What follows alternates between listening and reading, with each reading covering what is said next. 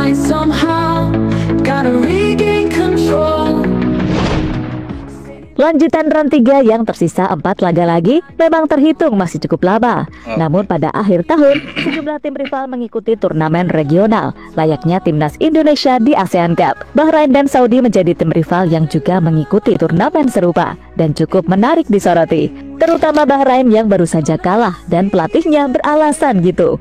Menariknya, kekalahan ini dipimpin oleh wasit favorit fans Garuda, sesuatu yang menjadikan Bahrain kembali jadi bahan olok-olokan dan jadi sorotan performanya.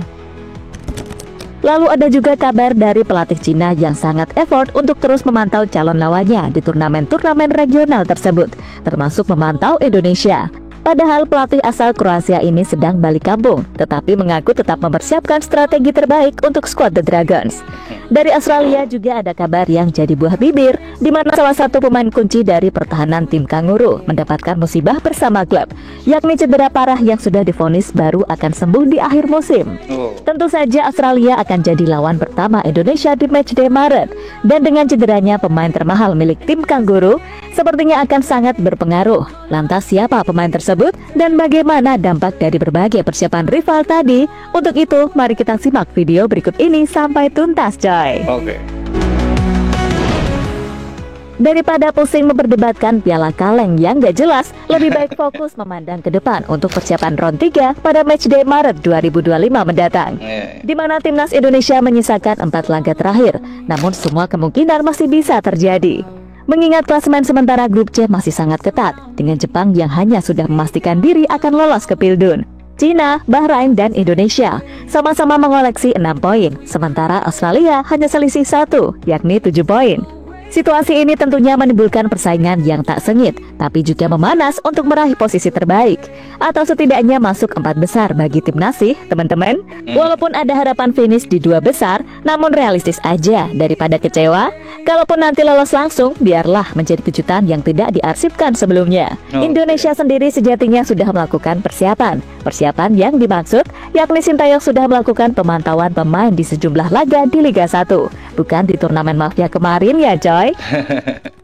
Di mana terlihat dari unggahan akun Bali United, Coach Shin ternyata hadir untuk menonton langsung dari tribun Stadion Iwayan Dipta, Bali, untuk laga Bali United versus Persebaya pada pekan 17 Liga 1. Kehadiran juru taktik asal Korsel cukup mendapatkan sorotan. Coach Shin terpantau gak sendirian dan ditemani oleh Yoo Jae-hoon yang terlihat duduk di sebelahnya. Menariknya, ada beberapa netizen yang salfok dengan sosok lain yang menemani. Sejumlah netizen bilang lelaki misterius itu mirip dengan sosok selebriti papan atas, Vino Gebastian. Kedatangannya Sintayong sendiri diyakini memantau sejumlah pemain sambil berlibur di Bali, mengingat beliau memang sedang berlibur di sana. Kemungkinan beberapa pemain seperti Hernando Ari, Kadek Arel, Malik Rizaldi, dan satu nama lagi, Ivan Jaya, adalah nama-nama yang disebut jadi pemain yang sedang dipantau performanya. Untuk 3 pemain lain mungkin memang wajar, karena kemarin dipanggil. Tapi buat Irfan Jaya, apakah akan comeback coy? Setelah beberapa tahun absen dari timnas? Sementara itu, Bahrain dan Arab Saudi menjadi tim yang juga melakukan persiapan di turnamen regional akhir tahun. Kedua rival grup C tersebut sama-sama bermain di Gulf Cup atau biasa dikenal Piala Teluk. Menariknya Bahrain dan Saudi berada di grup yang sama dan lolos bareng ke babak semifinal dengan 6 poin, setelah berhasil menghalangi Irak dan Yaman di dasar klasemen.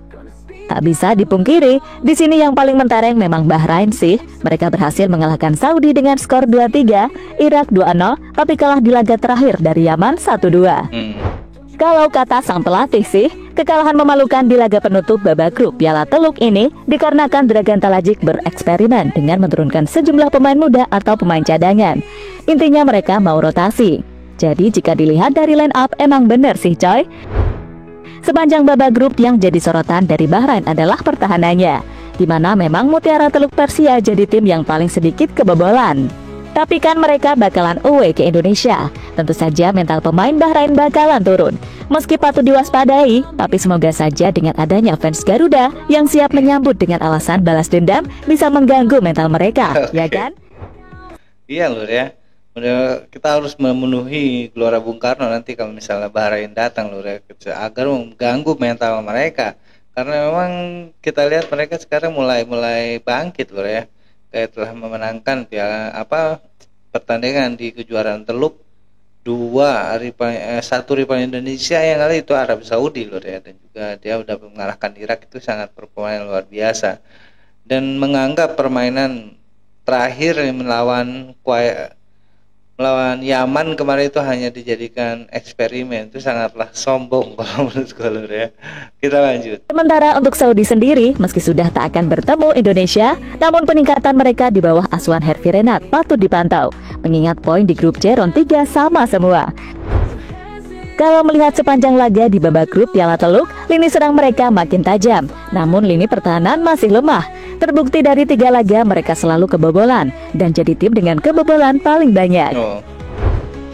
Jadi olokan fans Indonesia, Bahrain dikacangin wasit Omar Al-Ali.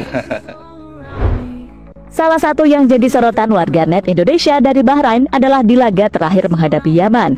Bahrain kalah dramatis di menit-menit akhir dan harus mendapatkan kartu merah dari wasit Omar Al-Ali. Buat kalian yang lupa, Omar Al-Ali ini merupakan pengganti lapangan yang sempat dapat pujian dari fans timnas setelah kepemimpinannya saat Indonesia bertamu ke Cina yang dianggap fair. Ya? Nah, di laga Bahrain versus Yaman, Omar Al-Ali jadi wasitnya. Dan kebetulan salah satu faktor kekalahan tim biadab itu karena bermain pakai 10 pemain di menit-menit akhir. Setelah Sayed Bakar dianggap melakukan pelanggaran di depan kotak penalti. Awalnya wasit Omar hanya memberikan kartu kuning. Setelah cek VAR, kartu kuning dibatalkan dan kemudian diganti dengan kartu merah. Dari sinilah para warganet plus 62 jadi pada muncul.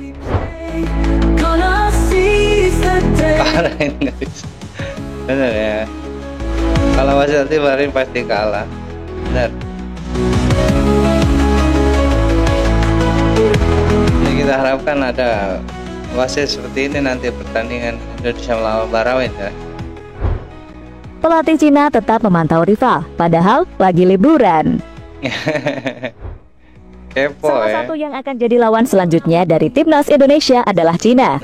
Menariknya, pelatih skuad The Dragons ternyata tetap memantau rival-rivalnya di saat sedang liburan di kampung halamannya pada akhir tahun, di mana juru taktik bernama Branko Ivankovic sebenarnya sedang memanfaatkan waktu liburan untuk berpulang kampung ke Kroasia. Namun menurut laporan dari media Cina, Ivankovic tetap memantau para rival-rivalnya, terutama untuk yang sedang bermain di turnamen regional seperti Bahrain, Saudi maupun Indonesia. Untuk alasannya sendiri disebabkan karena buat persiapan menghadapi round 3, terutama yang diperhatikan adalah gaya main dan taktik yang kemungkinan akan berbeda. Dilaporkan bahwa meskipun Ivankovic saat ini sedang berlibur di kampung halamannya di Kroasia, ia tetap menaruh perhatian khusus pada performa Arab Saudi dan Bahrain di Piala Teluk. Perubahan personel serta permainan teknis dan taktis kedua tim menjadi fokus perhatiannya. Misalnya, Arab Saudi sepenuhnya memanfaatkan taktik bola mati saat membalikan kedudukan dalam kemenangan atas Yaman. Cina juga perlu melalui sesi latihan untuk mengatasi masalah pertahanan bola mati. Tulis laporan media Cina mengenai pelatihnya yang tetap menganalisis rival di tengah liburan. Iya Lur ya. Di round ketiga nanti banyak sekali tim-tim dari rival Indonesia yang mempersiapkan dengan matang seperti Australia, Cina dan juga Bahrain.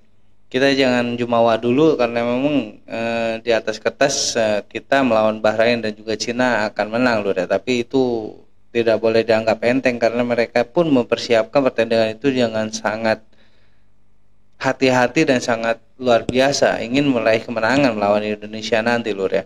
Walaupun itu besar untuk Indonesia, tapi kita jangan sombong dulu Lur. Kita tidak tahu mereka ada kejutan apa nanti di round 3 melawan Indonesia. Karena kita lihat keseriusan dari pelatih Cina ini sangatlah luar biasa, walaupun dia sedang liburan tetap memantau ya pemain Indonesia.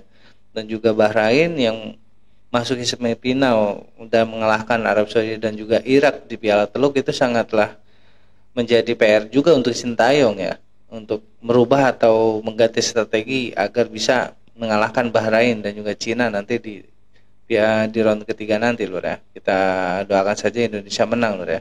Sekian lesson dari gue kali ini, kurang lebih gue minta maaf. Assalamualaikum warahmatullahi wabarakatuh.